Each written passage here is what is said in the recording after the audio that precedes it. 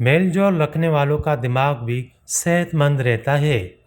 امریکی ماہرین کا کہنا ہے کہ جو لوگ سماجی سرگرمیوں میں بڑھ چڑھ کر حصہ لیتے ہیں اور دوستوں وغیرہ کے ساتھ میل جول رکھتے ہیں، ان کا دماغ بڑھاپے میں بھی صحت مند رہتا ہے۔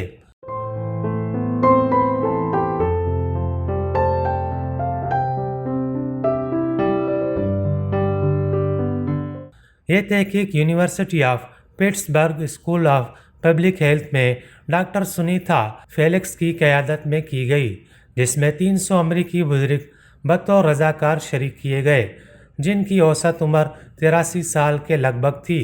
ان بزرگوں کا دماغ کتنا صحت مند تھا، یہ جاننے کے لیے سنیتا اور ان کے ساتھیوں نے MRI اور دیگر حساس آلات کی مدد سے تمام رضاکار بزرگوں کے ان دماغی حصوں کا جائزہ لیا جن کا براہ راست تعلق یادداشت اور تجزیے سے ہوتا ہے۔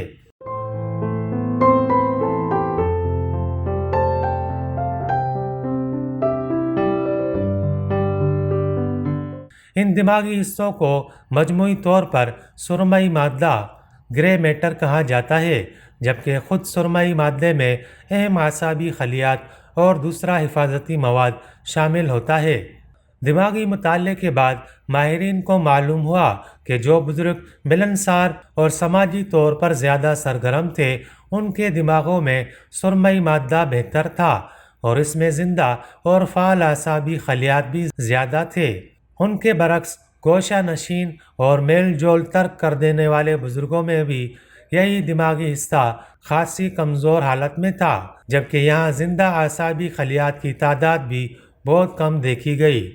ویسے تو دماغی خلیات ساری زندگی ہی آہستہ آہستہ ختم ہوتے رہتے ہیں، لیکن بڑھاپے کی آمد پر وہ زیادہ تیزی سے مرنے لگتے ہیں، جس کا نتیجہ مختلف دماغی اور اعصابی امراض کی شکل میں ظاہر ہوتا ہے، جن میں الزائمر، پارکنسن اور ڈیمنشیا وغیرہ شامل ہیں۔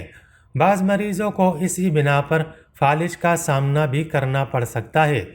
ڈاکٹر سنیتا کا کہنا تھا کہ اگر بڑھاپے میں آپ کا صرف ایک دوست بھی ہو جس کے ساتھ آپ وقت گزار سکیں اور جس سے اپنی خوشی غمی میں شریک کر سکیں، تو اس سے دماغی صحت پر بھی بہت اچھا اثر پڑتا ہے۔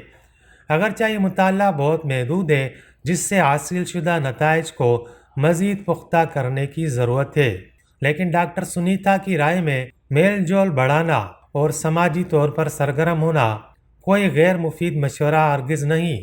اس پر عمل کر کے اچھے نتائج حاصل کیے جا سکتے ہیں۔